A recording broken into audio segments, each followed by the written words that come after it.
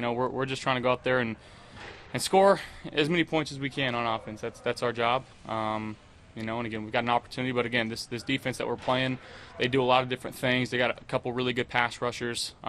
They play the run very well. Their linebackers are very smart and savvy. They move around very well as well. So, we're going to have our hands full. Josh, one more. How do you balance what's good for you as an individual and what's good for the team as a whole when you're trying to, serve both of those? Yeah, I mean it's a thin line, but again, with this team, they look to the captains, they look to the quarterback. I think in all levels of football, right? So I got to do more, and that's what I plan on doing. When you said that was in response to week 1, that was for week 2. You tried to get to that place, the low positive, correct? You said that. Has that caused you? And you said maybe you need to just go out and play football. Do you feel like beyond just a thought process, like within games, have you been hesitant as a result of that? Hindsight's 20/20, looking back on your play.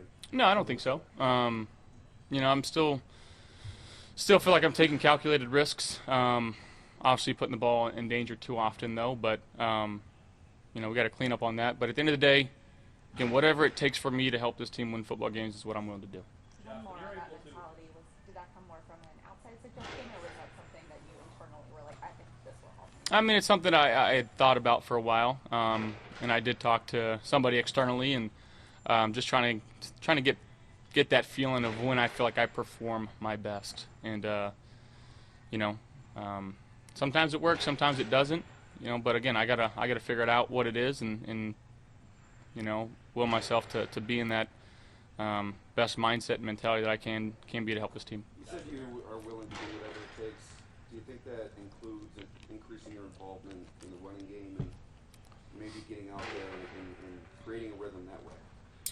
Again, I don't think majoring in QB runs is something that is long-lasting or is viable every game, but I'm sure there's going to be opportunities where it's going to be called upon me, and on a short week that's going to be tough. But moving forward, if that's what's asking me, I'm willing to do it. When you do that, that's actually the perfect setup. When you do that, what does it do to defenses? When you're able to extend plays with your legs, or just run for a play on your own, what does that do to the coverage that you get? I mean, when you run the quarterback, you just pick up an extra blocker, whether it's pulling somebody out in an empty set, or you have the running back as your lead blocker, you're reading a defensive end. It helps you get, more hats on the defensive side of the ball. So, it is, quarterback runs are hard to stop. But again, I don't think you should major in all those.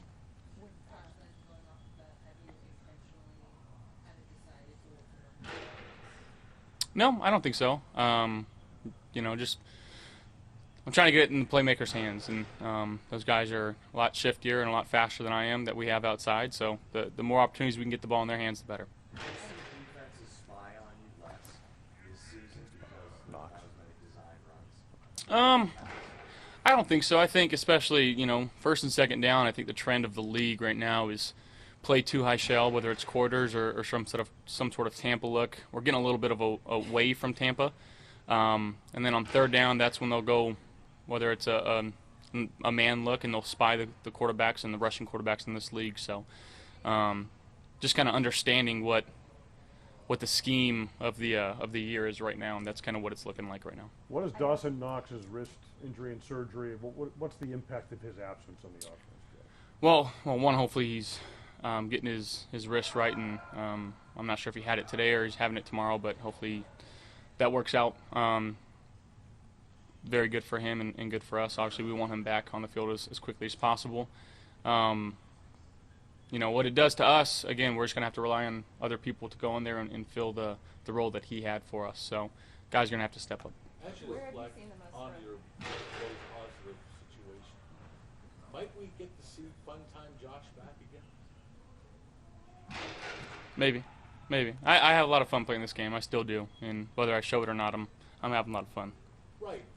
It's just you seem more reserved. I think that kind of comes with the territory of growing and maturing as well. And again, being what this team needs is what I need to be, and this the captains and myself talk about of what can we do to do more for this team. So that's, again, each season is a different flow. Every game is a different situation. It's going to be asking for different things, and again, it's our job to figure that out. Where have you seen the most growth from Cade so far at this point in the season? Yeah, I mean, again, just staying reserved, not being overzealous of getting the ball, but he just does his job. He's finding ways to get open. He caught every pass that I threw his way last week, and again, we're going to need him going forward. Thank you, guys. Thanks, Josh. Build on. Yep. He was just talking about just the mindset, like what he's been going through. What have you seen as he's kind of worked his way through? I think he's doing it. He's the same Josh Allen, and that's what you look for in top quarterbacks. Just you want to be even keel, whether it's you have a lot of success or you don't have as much success. You want to see a guy that's the same guy each and every day. You know, it's a long season. You can't panic or overreact to one loss, like you've said up here many times. But, what do you think, as a team leader, what is the message to maybe not panic, but pick it up? If you need to. Yeah, I mean, I know for a fact that everybody in this facility, everybody in that locker room, they want to win every single game that we go out. I know the mindset and the mentality that we have is to win and to play to the best of our ability every time we go out. So I firmly believe that 100% of everybody in our locker room has that same mentality. I mean, the game that we lost, it came down to the very, very end. So you don't want to overcorrect, and at the same time, you gotta. I wouldn't say crack the whip because we already have the whip cracked. I feel like everybody's individual whip is ready to go. I think everybody is highly motivated to go out there and play great football. You don't want to overcorrect. You just want to keep going. We got a great team. Still haven't played to the best of our ability yet, and that's motivating for me. We're still in a great position. We got 10 games left in the season. We got to win, 6 out of the next 7 games. So, and then we play some of the big dogs along the way. So, it's we're in a good spot. We just got to keep going and, just keep playing our style of football. You mentioned after the game a couple of times that the short week could maybe be good for this team just to kind of erase a little bit of what happened Sunday. You still feel that way? Yeah, it's already gone for me. Sundays are hardest. We got a quick game on Thursday. Today is Tuesday, but it's actually Friday for us. So getting ready to play a really good Tampa Bay team, and all our focus is on them. How are you doing physically? Sean said you should be good to go. Where are you at now? Yeah, I'm good. I'm good. I'm in a good spot. I feel good to go. I feel like this will be my best week, out there. Just ready to keep playing football for sure. Fun. You look at your career, and we even talked when you first got here. You played a lot of snaps. Mm-hmm. What's it like when you're not playing a lot? What's that been? It's a pretty rare thing for you, right, in your career? Yeah. I mean, I don't have no pride in this. I came here to win a Super Bowl, so that's all I really care about.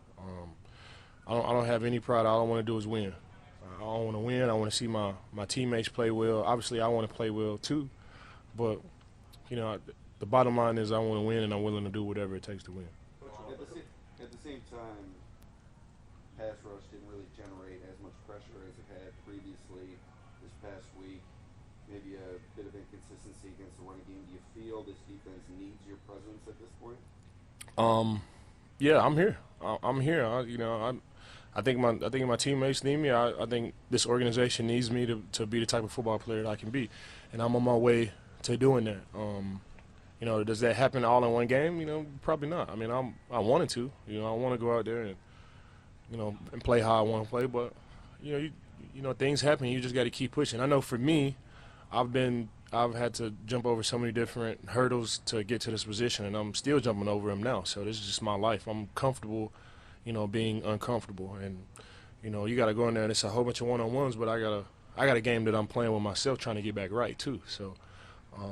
And I'm gonna win that game. Yeah, that's all on me. And if it's all on me, you might as well chalk that up as a dub, because it's been like that my whole entire career. So I just got to keep on working and stay with the same mindset that I've had all the way up until this point. And I feel like that'll get me through to where I want to be. Ron, can you describe that specific to an ACL? I mean, we've talked about it with Trey and others in the past, and you've been through this before.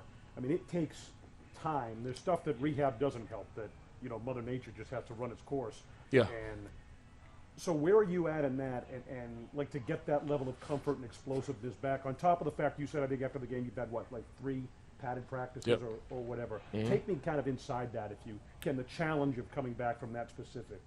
Tearing my ACL in 2013 is totally different.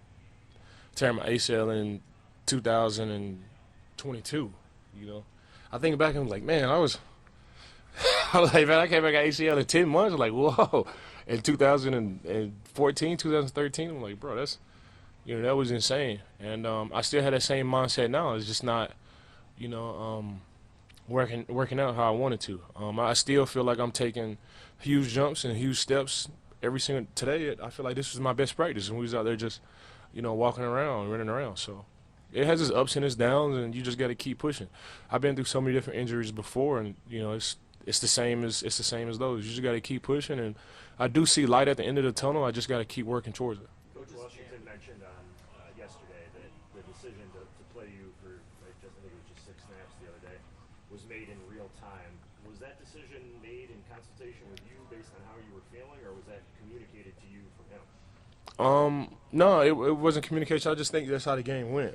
Like I said, I don't have any pride in none of this. I just want to see my teammates win. I want to see my team do well. I want to see this organization do well, and whatever my role is in that, I'm gonna do that to the best of my ability. I just think that's just how the game played out. It's nobody's fault. It's just how the game played out, and we got a new game coming up on Thursday, and I'll be ready to go. Did you feel ready to contribute more on Sunday if asked? Like I said, that's just how the game goes. It's really nobody's fault. It's not my fault, Coach Washington's fault, Coach McDermott's fault, the equipment. The strength and conditioning. My guy Nate, there he is right there. What the training staff is nobody's fault. It's just how it played out. What would you say was Sean's message, or what kind of tone did he set with the team this morning? It was a great message. Can you offer like a little bit of a? It was good. It was good. it was really good. It was a really good message from Coach McDermott, and he always has a great way of putting things in perspective. He's, in my opinion, I've been here for 2 years, and he's really focusing on our mindset and our perception, and I think that's huge for our team going forward. What does Tampa do so well that enables them to protect Baker? I think it starts with Tristan Wirfs. He's a really good tackle. He's played right tackle before. He's probably the best left tackle in the league now. I think it all starts with him. You go down the line and they have a lot of guys that can play football. Then it's Baker Mayfield. Like, it's hard to tackle a guy. It really is hard to get a sack on Baker Mayfield, and you got these guys protecting for 3-4 seconds in front of him. So that's with Baker Mayfield and the way that this offensive line is playing, they present a huge challenge. The defensive line, it looked a little bit different without Ed out there, obviously. Have you seen a huge jump from him this year? I saw the jump last year. He's the point guard. It goes as Ed goes. And I've talked Ed up so many different times. So this is the same spiel. Like, he's one of the best guys in the league. He's so explosive off the ball, and it's just, you can't make that up. Just like DQ not being out there, you're gonna feel that regardless. Trey White, you're gonna feel that. Matt Milano, you're gonna feel that. So you can't replace those guys. You just got to do your best to just to keep pushing and taking one step at a time. We're great. I mean, we're blessed to be able to get Ed back, so it'll be good. Mike Evans is an Aggie. You know Yep. him at all? Yeah, I love Mike Evans. Mike, what's up, my boy? No, I love Mike. We played golf together a couple of times.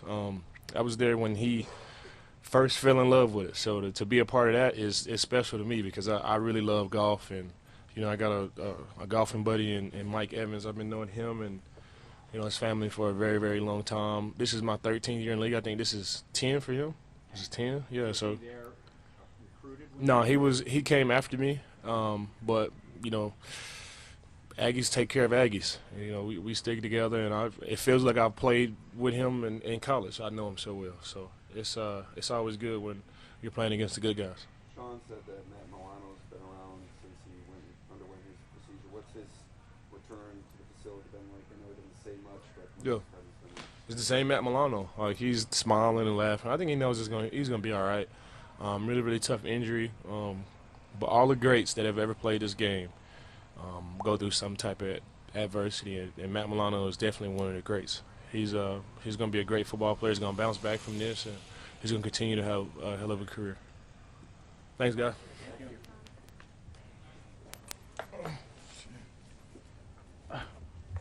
Everybody ready? Shoot away. Stefon, you guys have been pretty good here on Thursday nights the last few years. Josh is undefeated actually in those games. What have you found that has worked? What have you found that's worked to prepare on a short week and have success? It's probably just a limited amount of time you get to kind of hone in on, like, really the little things. You're not trying to make too much of a complicated game plan, I'll probably say. Like, usually we have the time to, like, study and kind of, like, flip the pages, I guess, like, more so when it's a short week. You playing fast and you kind of keep it real, like, not small, but you still have an open playbook, but it's like, all right, the stuff that we know we're good at, we're playing fast, we're not thinking as much. And it's like you're a little bit fresher. Like, I know it's a smaller week, but you're not practicing as much. I'm like doing a little bit more walkthroughs rather than just putting a lot of ground on your body. So guys are probably a little fresher, even though we had a game on Sunday. So, and it's just, you know, you get it up for it. You know, it's Thursday night football. Gabe had mentioned last week that maybe simplifying things offensively might be a good idea, and kind of just referenced that too. Does that, the fact that you guys are playing this week on Thursday, maybe kind of demand that, and could be a good thing for the offense? Yeah, it could. I mean, I still don't think, like, even if things were complicated or we do open up the playbook a little bit, we still are professional enough to kind of go in with the right mindset and prepare the right way. There's no excuse behind that. It's more so, you know, we got a lot of older guys too, veteran guys. Like, we don't have too much of a young team, so it shouldn't matter. We should be able to execute at a high level. So if we fall short of that, it's more so us than anything. But with the short week, it does give you that. All right, you know what I'm saying? This is what we're working with. This is what we're doing. Let's play fast, and we'll figure it out. You mentioned playing fast. When you guys go up tempo, have a lot of success with Josh points per square. Why is that? Sure. I mean, I don't know. Like, it's kind of hard to say just because depending on where we have been. Like, you know, each year is a different year. Hurry up is just something like Josh feels comfortable with. Like, he kind of sees it better, and, you know, he says he can get out there and kind of figure it out as we go, and he has answers. You know, it's different than when you have a play call and say you got to break the huddle. We got to break the huddle. We got to break the huddle fast. We got to get lined up so he knows what he's seeing. We have shift, we have motions, so it's a lot of moving parts. So I think with hurry up is more so simplified, and defenses gotta hurry up and line up too. They don't got all day. So.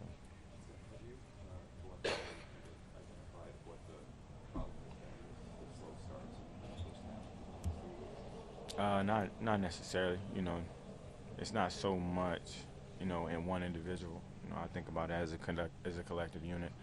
We all could be better. We all could be better in many ways. You know, things happen out there. I try not to live in the past too much, but more so learn from it.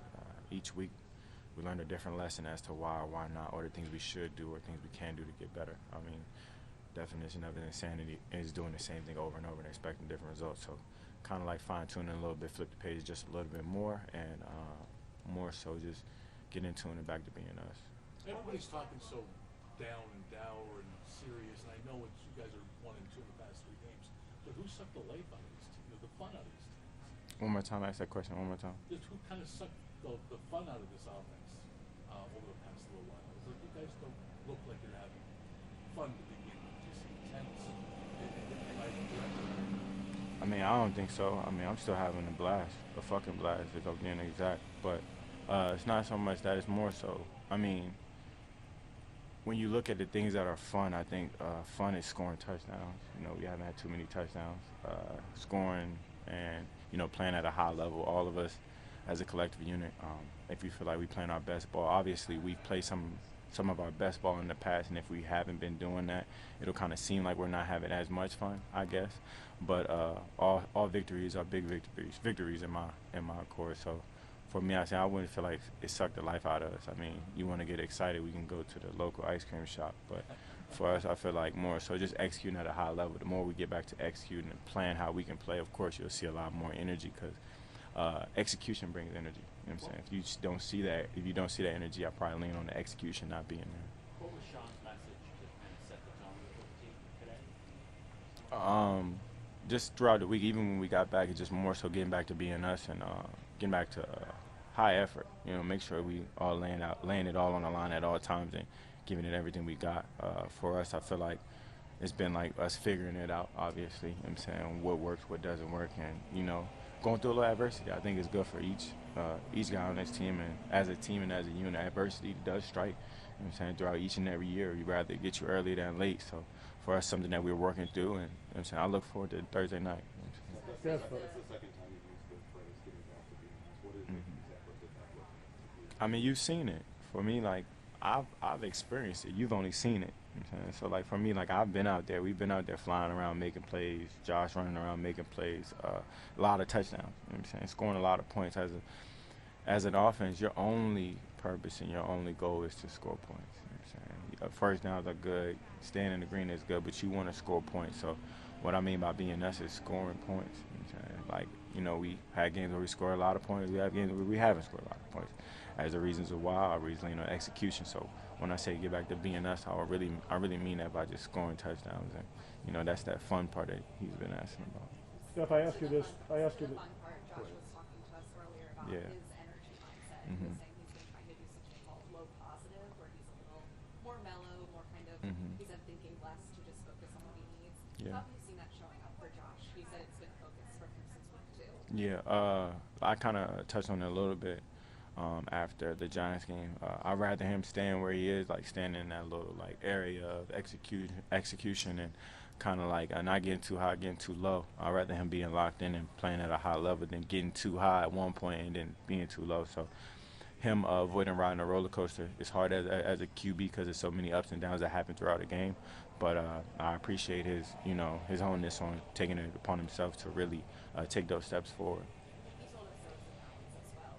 You know, it feels better for him to be kind of not very much, but he knows he also has to pump up the team. How do you see him do both of those things, which are kind of in conflict at points? I mean, at times, I ultimately reverted back to just him being a quarterback. You know what I'm saying? Our quarterback.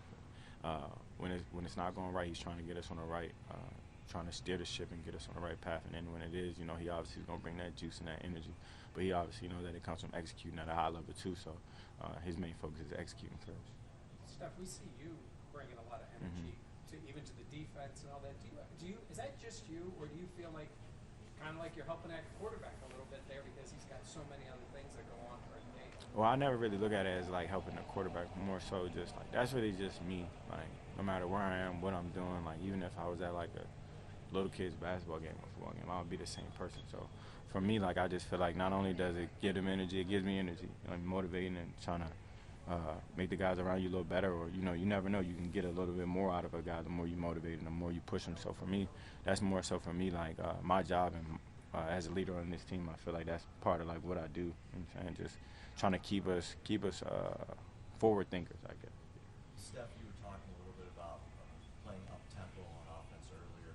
Do you feel like you, as an offense, you can dictate more things when you go up tempo? You can dictate stuff to the defense.